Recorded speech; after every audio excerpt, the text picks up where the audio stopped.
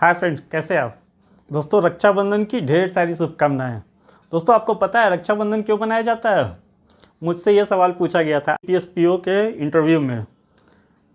Interviewer ने पूछा कि रक्षाबंधन के पास में ये इंटरव्यू था, तो उन्होंने पूछा कि रक्षाबंधन क्यों मनाया जाता है। मैंने बताया कि सर, रक्षाबंधन के दिन बहनें भाई के कलाई पे राखी बांधती हैं और बदले में भाई उन्हें कुछ उपहार देते हैं, और मुख्य उद्देश्य ये होता है कि उन्हें रक्षा का वचन देते हैं। तब इंटरव्यू वालों ने दूसरा सवाल पूछा कि इसके पीछे की कोई पौराणिक कथा आपको पता है? मुझे नहीं पता था, तो मैंने कहा सर सॉरी। आपको पता है या नहीं, मैं सोच रहा हूँ आपको बता ही दूँ। तो मैंने बाद में उसी के बारे में पढ़ा। तो रक्षाबंधन के पीछे 2-3 पौराणिक कथाएं हैं, जिसमें प्रसिद्ध कथा ये है कि असुरों के राजा बलि, जो राजा बलि था, वो उसका अत्याचार बढ़ता जा रहा था। उसने पूरी धरती पे कब्जा कर लिया। स्वर्ग में लोग परेशान होने लगे, इंद्रदेव परेशान होने लगे। सब लोग भगवान विष्णु के पास गए। तो बलि के अत्याचार की समाप्ति के लिए भगवान विष्णु ने एक अवतार लिया, जिसको हम लोग वामन अवतार के नाम से जानते हैं। वामन अवतार में भगवान विष्णु एक ब्राह्मण के वेश में राजा बलि के पास जाते हैं और उनसे कहते हैं कि मुझे दान दीजिए। राजा बलि बहुत दानवीर भी था। उसने कहा कि मांगिए, जो मांगना है मांगिए। तो भगवान विष्णु ने कहा कि मुझे 3 पग ज़मीन चाहिए। राजा बलि बोला बस इतना ही? तो उन्होंने कहा इतना ही। तो कहा ठीक है, आपको 3 पग ज़मीन दिया जाता है। तो भगवान विष्णु जो थे, पहला पग लिया तो उसमें पूरी धरती ही नाप डाली। तब राजा बलि को एहसास हो गया कि ये कोई साधारण नहीं है।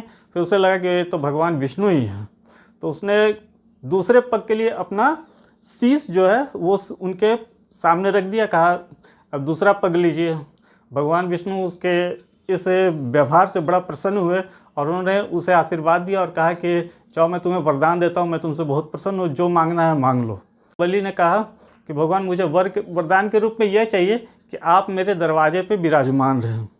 अब भगवान विष्णु इस वरदान के चक्कर में फंस गए, क्योंकि अब उसके दरवाजे पे खड़े रहेंगे तो इसका मतलब कैद हो गए वो।